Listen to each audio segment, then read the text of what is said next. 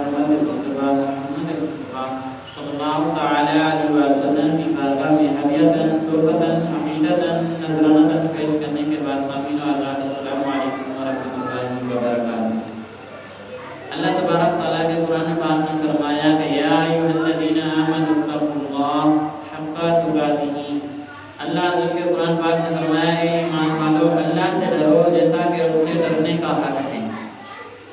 रब के कुरान ने फरमाया ए ईमान वालों, यानी अल्लाह के कुरान ने पुकारा ए ईमान वालों को फरमाया कि अल्लाह से डरो हक़्क़ तुक़ातिही जैसा कि उससे डरने का हक है। आज का मौजूद हमारा फिक्र आखिरत है। खुदा अल्लाह से हम सबको अल्लाह पाक अपनी पाक बारगाह में हम सबको आजिज़ी और इंकिसारी की तौफीक अता फरमाए। इसी ज़माने में मौलाना रूम रहमतुल्लाहि तआला अलैह एक हिकायत रवायत फरमाते हैं, लिखते हैं कि अल्लाह से डरने वाला कैसा होता है और गाफिल कैसा होता है। फरमाते हैं कि एक शख्स शहर में दाखिल हुआ, उसका इरादा था कि कुछ खरीदूं। जानवरों की मंडी में चला गया, वहाँ एक दुम्बा पसंद आया। दुम्बा लेकर जब वापस जा रहा था, रवाना हो गया अपने घर की तरफ। अब रस्सी हाथ में पकड़ी हुई है, दुम्बे के आगे आगे चल रहा है, दुम्बा उसके पीछे है। लेकिन उसके चलने की कैफियत ये है कि दुम्बे की तरफ एक मर्तबा भी मुड़कर नहीं देखा। आगे जा रहा है, मगन है, लेकिन पीछे नहीं देखा। दुम्बा रस्सी हाथ में है, दुम्बा पीछे आ रहा है। लेकिन जब शख्स किसी ने देखा कि ये तो ऐसे जा रहा है, पीछे मुड़कर देखता ही नहीं। अब एक शख्स आया, उसने रस्सी काटी और दुम्बा लेकर चला गया। अब इसको पता ही नहीं चला, ये दीवाना अपनी मस्ती में जा रहा था, इसको पता ही नहीं चला कि पीछे क्या गुजरी। अब जब आगे बहुत आगे निकल कर देखा कि सिर्फ रस्सी हाथ में है, दुम्बा है ही नहीं। अब बहुत परेशान हुआ कि ये क्या हो गया, ये क्या हुआ, मुझे पता ही नहीं चला कि दुम्बा कोई खोल कर ले गया। अब परेशान देखा कि एक सामने मोड़ थी, उधर एक कुआं था, पानी का एक कुआं था। वहाँ एक शख्स बैठा था, कुएं के किनारे रो रहा था। ये कहता है मैं परेशान हूँ, लेकिन ये भी लगता परेशान है, इसको क्या हुआ है। अब आया, उसके बाद पूछने लगा कि क्या हुआ है, क्यों रो रहे हो। कहने लगा कि रो इसलिए रहा हूँ कि मैं इधर आया, पानी के कुएं पर बैठा, मेरा बटुआ गिर गया, मेरा पर्स था जो पानी में गिर गया, अब उसमें 100 रुपए थे, इसलिए रो रहा हूँ कि कोई ऐसा हो जो मुझे वो बटुआ निकाल कर दे। 50 रुपए उसे दूंगा, 50 रुपए खुद रख लूंगा, इसलिए रो रहा हूँ क्योंकि मैं कुएं में पानी में तैरना नहीं जानता। अब ये शख्स सोचने लगा कि ये अच्छा मौका है, 50 रुपए का दुम्बा चला गया, ये अच्छा मौका है रिकवरी का। चलो 50 रुपए वो वापस तो आ जाएंगे, दुम्बा गया तो खैर है और ले लूंगा। अब इसने क्या किया, बगैर सोचे समझे कपड़े उतारे और पानी में छलांग लगा दी, कुएं में चला गया बटुआ तलाश करने के लिए। मौलाना रूम रहमतुल्लाहि तआला लिखते हैं कि उसने बड़ा तलाश किया, इधर तलाश किया, उधर तलाश किया, हर कोने में गया, हर जगह सर्च मारी, बटुआ कहीं ना मिला। जब थक हार कर ऊपर आया तो क्या देखता है कि वो आदमी भी नहीं है, कपड़े भी नहीं है। जो ये कपड़े उतार कर कुएं में गया था वो कपड़े भी गए, और जो आदमी कुएं पर बैठा था वो भी नहीं है। अब क्या करे, पहले और परेशान था, अब मजीद परेशान हो गया। पहले दुम्बा चला गया, अब कपड़े चले गए, अब वो रो रहा है, जिस्म पर बदन पर कपड़े नहीं, जो दुम्बा था वो भी गया। अब मौलाना रूम रहमतुल्लाहि तआला अलैह फरमाते हैं, इस रिवायत से, इस वाक़े से फरमाते हैं कि ये है शैतान हमें किस तरह गुमराह करता है। फरमाते हैं जो लोग अपने ईमान से गाफिल होते हैं उनके साथ ऐसा होता है। ईमान की रस्सी लेकर जब हम साथ चल रहे हैं, मुसलमान कहलाने वाला हर एक कहता है मैं मुसलमान हूँ, सिर्फ हाथ में ईमान की रस्सी लेकर भाग रहे हैं, दौड़ रहे हैं, चल रहे हैं, लेकिन मुझे पता नहीं ईमान की कैफियत क्या है। अमाल कहते हैं कभी मुहासबा किया ही नहीं, कभी देखा ही नहीं कि मेरे किरदार कहते हैं, पता नहीं जो अमल करता हूँ रब को पसंद है कि नहीं। मौलाना रूम रहमतुल्लाहि तआला लिखते हैं कि जो लोग अपने ईमान से गाफिल रहते हैं उनके साथ शैतान ऐसा हशर करता है। फरमाते हैं पहले उनका ईमान ले जाता है, जिस तरह इसका दुम्बा गया, बाद में मजीद और हिर्स में लालच में डालकर उसकी हया भी ले जाता है। हुजूर सल्लल्लाहु अलैहि वसल्लम की हदीस पाक है, फरमाया ईमान और हया दोनों अच्छी चीजें हैं। ईमान चला जाए तो हया भी चली जाती है, फरमाया हया चली जाए तो ईमान भी चला जाता है। ये दोनों साथ रहती हैं, इनमें दोनों अगर एक चली गई तो दूसरी भी चली जाएगी। अगर ईमान चला गया तो हया भी चली जाएगी, और अगर हया चली गई तो ईमान भी चला जाएगा। तो मौलाना रूम रहमतुल्लाह अलैहि फरमाते हैं कि ये मजीद शैतान उसको हिर्स में डालकर पहले ईमान ले गया, अब उसकी हया भी ले गया। इसी तरह आज हमारे साथ हो रहा है, हर एक घर में, हर एक कल्चर में ऐसा हो रहा है। इस्लाम से दूरी है। हमारा नौजवान तबका इस्लाम की हिस्ट्री से बहुत ना है, ना वाकिफ है, हिस्ट्री जानता ही नहीं इस्लाम की। आज कोई बताने वाला, समझाने वाला समझा देता है तो उल्टा एतराज कर बैठता है। क्यों? इस्लाम की हिस्ट्री कभी पढ़ी ही नहीं, देखा नहीं, खोला नहीं कि इसमें है क्या, हिस्ट्री की तरफ कभी गया ही नहीं कि हमारे पिछले उलमा कराम, हमारे जो जैयद गुजरे हैं, उन्होंने क्या क्या कुर्बानियाँ दी। इस्लाम हम तक ऐसे नहीं पहुँचा, ये दीन ऐसे नहीं पहुँचा, बहुत कुर्बानियाँ दी हैं हमारे बुजुर्गों ने, बहुत कुर्बानियाँ देकर हम तक पहुँचाया। रिवायतों में आता है कि ये सिंध से लेकर मुल्तान तक जो इस्लाम फैला, दाता साहब के फैल से फैला है, दाता साहब के फैल से ही फैला है। और अब्दुल्ला शाह वाली यहाँ कराची में जिनकी मज़ार है, सुनने में आया, मैं ज़ियारत करके भी आया हूँ वहाँ, सुनने में आया कि यहाँ तक समुद्र का पानी था, अगर ये मज़ार ना होती समुद्र डूब जाते, शहर डूब जाता, समुद्र के पानी से, इनके जरिए से वो बचा हुआ है। और ये कहाँ से चले थे? मदीने से। आज हर एक की तमन्ना है कि मैं मदीने में मरूं, मदीने जाऊं, जिस मुल्क से भी ताल्लुक रखता है, लेकिन उसकी ख्वाहिश तमन्ना ये होती है कि मदीने जाऊं।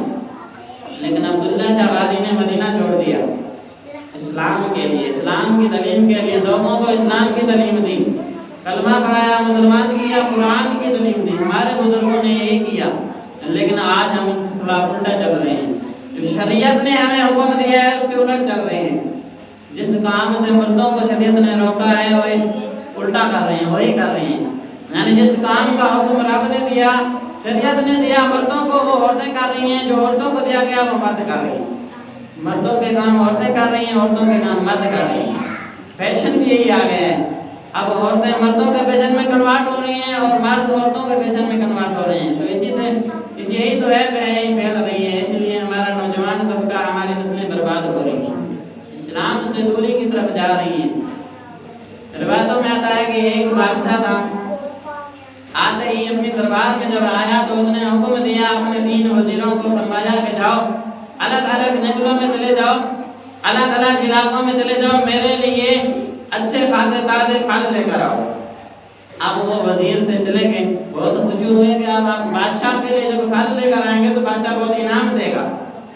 अब वो अलग अलग इलाके में चले गए। अब हुआ क्या, एक वजीर था जो पहला, वो ईमानदार था, बहुत सच्चा था, नेक था, परहेजगार था, मुत्तकी था। उसने ईमानदारी से अच्छे जो फल थे वो अपनी थैली में रखे, कहा कि आप जब बादशाह खाएगा बहुत खुश होगा, मुझे तो बहुत इनाम देगा। बादशाह के साथ वफादारी की, बहुत अच्छे फल उसने थैली में डाले। अब दूसरा जो था वो थोड़ा सुस्त था, उसने कहा मेरे साथ तो और भी वजीर हैं, बादशाह की नज़र उन दोनों वजीरों की थैलियों के बाद मेरी थैली पर पड़ेगी तो बादशाह समझ जाएगा कि इसके बाद भी फल हैं, इसके बाद भी अच्छे फल हैं, लिहाजा बादशाह को इतना टाइम कहाँ होगा कि मेरी थैली देखे मुझे भी इनाम दे देगा। अब उसने क्या किया कि गलत ने कुछ फल डाले, कुछ अच्छे ताजे फल डाले, कुछ ताजे फल डाले, कुछ गलत ने फल डाले। अब जो तीसरा था वो इससे भी ज्यादा सुस्त था, उसने भी यही सोचा मेरे साथ 2 और भी वजीर हैं, जब उनकी बादशाह थैली देखेगा तो समझ जाएगा कि इसके पास भी फल फ्रूट हैं। तो इसने क्या किया कि कुछ गले सड़े जो फल मिले, जो नीचे गिरे हुए थे दरख्तों के, वही उठाए और आधा घास डाल दिया, नीचे से घास भर ली, ऊपर से जो गले सड़े जो नीचे गिरे हुए थे दरख्तों के फल वो उठाकर ले आया। जब तीनों वजीर बादशाह के दरबार में हाजिर हुए तो बादशाह ने आते ही हुक्म दे दिया, कोई बात किसी की नहीं सुनी, फरमाया कि इनको अलग अलग कैद खाने में डाल दो, अलग अलग कैद कर दो और इन्हीं थैलियों के साथ कैद कर दो, खाने के लिए इनके अलावा और कुछ नहीं देना, इन्हीं थैलियों के साथ इनको डाल दो और खाने के लिए इन थैलियों के अलावा कुछ नहीं देना। फरमाया कि इतने दिनों बाद इनको रिहा कर देना है, आज़ाद कर देना है। अब जो बादशाह का हुक्म था कौन डालता, तीनों वजीरों को डाल दिया गया। जो भी था बादशाह के हुक्म के आगे कौन करता है, चाहे वजीर हो चाहे मुशीर हो। जब बादशाह का हुक्म आ गया तो सारे चले गए, कैद में डाल दिया गया तीनों वजीरों को अलग अलग। अब उनके साथ क्या असर हुआ, अब जो पहला वजीर था जो वफादार था उसने तो बादशाह के लिए अच्छे ताजे फल ढूंढे थे कि बादशाह कुछ होगा। अब उनके साथ उसने गुजर बसर करना था कि बादशाह का हुक्म था कि यही खाएंगे जो थैली में ले आए हैं, अब वो जो पहला वजीर था वफादार था, वो अच्छे फल ले आया था, उसने तो मजे से जिंदगी गुजार ली, कैद में आसानी से वो निकल गया, फलों के साथ गुजारा करके निकल गया। अब जो दूसरा था वो मुसीबत में आ गया। सुस्ती की थी ना, ताजे फल तो कुछ उसने खा लिए, अब जो गले सड़े थे वो मजबूरन खाने पड़े, था ही नहीं कुछ खाने को, अब क्या करता, मरता तो क्या ना करता, अब गले सड़े फल खाने पड़े। कुछ दिनों बाद उसकी तबीयत खराब हो गई, इतना बीमार हुआ कि बड़ी मुश्किल से जलीलो ख्वार होकर कैद से उसे निजात मिली। अब जो तीसरे का हशर हुआ इससे भी ज्यादा भयानक हुआ। उसके बाद खाने को था ही कुछ नहीं, गले सड़े कुछ फल थे और घास थी। पहले ने ताजा फल खाया, दूसरे ने ताजा खाया, फिर बाद में उसने गले सड़े खाए। अब इसके बाद ना ताजे हैं तो ना ही कुछ अच्छे हैं, सिर्फ गले ही सड़े फल हैं। अब वही खाए, बाद में जब वो खत्म हुए तो अब मजबूरन घास खानी पड़ी थी, कुछ था ही नहीं।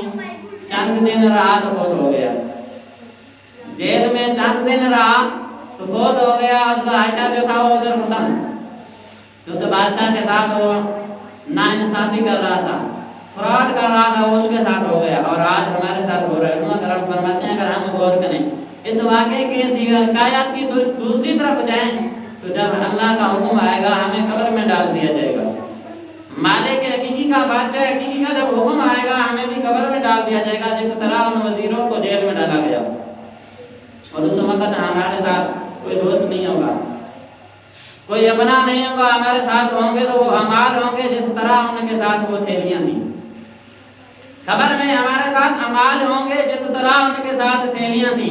अब वही अमाल खुलेंगे तो हमें बचाएंगे या मराएंगे, वही अमाल जब खुलेंगे तो वही हमें बताएंगे या मराएंगे। तो लिहाजा हम खुद गौर करें कि हम कौन से अमाल कर रहे हैं जो कब्र में हमें बचाएंगे या मराएंगे। हजरत उस्मान गनी रज़ियल्लाहु ताला अन्हु के बारे में आता है कि अल्लाह के रसूल ने इसे 2 मरतबा जन्नती करा दिया था। फरमाया जिसने जन्नती देखना हो उस्मान को देख लो, 2 मरतबा जन्नती करा दिया दुनिया में। लेकिन जब कब्रिस्तान जाते, कब्रों को देखते तो वहाँ चीख मार कर बेहोश हो जाते, इतना रोते, कब्रों को देखकर बेहोश हो जाते। तो पूछते लोग, या अमीरुल मोमिनीन आप तो जन्नती हैं, अल्लाह के रसूल ने फरमा दिया है, टिकट दे दिया है आपको, 1 मरतबा नहीं 2 मरतबा जन्नती करा दे दिया है, लेकिन फिर भी इतना खौफ करते हो कि बेहोश हो जाते हो। फरमाया कि तुम्हें पता नहीं, आखिरत की सबसे जो पहली मंजिल है, जो सीढ़ी है, फरमाया वो कब्र है। जो इसमें कामयाब हो गया आगे नजात पा जाएगा, जो इसमें फंस गया वो आगे कैसे कामयाब होगा। फरमाया सबसे पहली मंजिल यही कब्र है। अगर कहते हैं कि मैं इधर फंस गया तो मेरा क्या होगा, कब्र में क्या होगा, रसूलुल्लाह ने फरमाया कि कब्र में कामयाब होने के 3 तरीके बता दिए। रसूलुल्लाह सल्लल्लाहु अलैहि वसल्लम ने कब्र में कामयाब होने के 3 तरीके बता दिए। फरमाया कि जब फौत होता है बंदा, जब कब्र में आता है तो मुनकर नकीर उसके बाद आती है, सवाल जवाब पूछने के लिए 2 फरिश्ते आते हैं और इतनी भयानक शक्ल लेकर आते हैं कि मुर्दा डर जाता है, इतना झंझोड़ के उसको उठाते हैं वो डर जाता है। वे कड़क जोरदार आवाज में पूछते हैं, बता मन रब्बो का, तेरा रब कौन है, तेरा रब कौन है। रसूलुल्लाह सल्लल्लाहु अलैहि वसल्लम ने फरमाया कि जब फरिश्ते तुमसे ये सवाल करें तो फरमाना रब्बी अल्लाह, आगे ये बताना रब्बी अल्लाह के अल्लाह मेरा रब है। और दूसरा सवाल करेंगे मादीन का, तेरा दीन क्या है, तेरा दीन क्या है। फरमाया कि यही जवाब देना, दीन यल इस्लाम, कि मेरा दीन इस्लाम है, कि रब के नजदीक सारे दीन बातिल हैं, एक इस्लाम ही कबूल है, इस्लाम ही रब के सामने दीन काबिल कबूल है, बाकी सारे दीन बातिल हैं। रसूलुल्लाह सल्लल्लाहु अलैहि वसल्लम ने फरमाया कि जब तुझसे फरिश्ते ये पूछेंगे तुम्हारा दीन कौन सा है, मा दीन का, तो आगे कहना दीन यल इस्लाम, के मेरा दीन इस्लाम है। और तीसरा फरमाया कि मेरी ज़ियारत कराई जाएगी, हर मुसलमान को कब्र में फरमाया हर एक को मेरी ज़ियारत होगी, और फरिश्ते मेरी तरफ इशारा करके कहेंगे, वो मुनकर नकीर मेरी तरफ इशारा कहकर कहेंगे, मा कुंता तक़ूलु फी हाज़ा रजुल, ये बता इसके बारे में क्या ख्याल है तेरा, इसके बारे में क्या कहा करता था, मा तक़ूलु फी हाज़ा रजुल, क्या कहता था हाज़ा रजुल, इस मर्द के बारे में। आप रसूल सल्लल्लाहु अलैहि वसल्लम ने फरमाया कि अगर मुर्दा मुसलमान होगा तो पहला जवाब भी दुरुस्त देगा, दूसरा भी जवाब दुरुस्त देगा और मुझे पहचान लेगा, फरमाया हुआ जन्नती, वो जन्नती है। जब वो ये तीनों सवाल, ये तीनों मराहिल पार कर लेगा, फरमाया हुआ जन्नती, वो जन्नती है। रसूल सल्लल्लाहु अलैहि वसल्लम ने जन्नत में जाने के जो 3 सवाल होंगे, फरमाया कब्र में जो कामयाबी के जो 3 सवाल होंगे वो रसूल सल्लल्लाहु अलैहि वसल्लम ने पहले ही बता दिए। लेकिन आज जो जोड़ा जाए, आज देखा जाए हमारे मुसलमानों के नौजवान तबकों के, यहाँ तक हर एक की छोटे से लेकर बड़े तक नौजवान बूढ़ा, उनमें जो जोड़ का देखा जाए कि इन 3 सवालों को किसी को खबर ही नहीं, पता ही नहीं कि कब्र में ये 3 सवाल होंगे। आज अगर पेपर हो 1 हफ्ते बाद तो 2 महीने पहले हमें टेंशन होती है कि पेपर आने वाला है, दुनिया का पेपर, तैयारियां शुरू कर देती हैं। लेकिन जिस पेपर के रसूल सल्लल्लाहु पहले बता गए कि ये 3 सवाल हैं, जवाब भी बता दिया, उसकी तरफ किसी की फिक्र नहीं है, तैयारी नहीं है उसकी तरफ। आज लोग उन लोगों के पीछे भाग रहे हैं और कहते हैं कि तू इधर है तो दुनिया चांद पर पहुंच चुकी है। गोया कि हम उन लोगों के पीछे भाग रहे हैं जो चांद पर पहुंच गए, लेकिन ये भूल गए, हम ये भूल गए हैं कि उन लोगों की तरफ नहीं जाना चाहिए था, उसकी तरफ जाएं जिनके कदमों में चांद आया। हम उन लोगों की तरफ जा रहे हैं जो चांद पर गए, उसकी तरफ गए नहीं जिसके कदमों में चांद आया। जिनके कदमों में चांद आया उसकी तरफ गए नहीं। तो आज हम गुमराह हैं, उन लोगों के पीछे भाग रहे हैं जो चांद की तरफ गए। थोड़ा सा रुख बदल लें, थोड़ा सा रुख फेर लें, रसूल सल्लल्लाहु के कदमों में आ जाएं, जिनके कदमों में चांद आया तो कामयाब हो जाएंगे। यही कामयाबी का तो रास्ता है। मुफ्ती साहब फरमाते हैं कि जिसको रसूल मिला रब मिला, और जिसको रसूल मिल गया रब मिल गया वो कामयाब है, वो कामयाब है। लेकिन जो इन तक ना पहुंचा वो कामयाब नहीं होगा, जो इन तक नहीं पहुंचा कामयाब नहीं होगा। रसूल सल्लल्लाहु अलैहि वसल्लम ने फरमाया ला ईमान लिमन ला मोहब्बत लहू, फरमाया जिसके दिल में मेरी मोहब्बत नहीं उसका ईमान ही कामिल नहीं। आज देखने हमारे दिल में कितनी मोहब्बत है।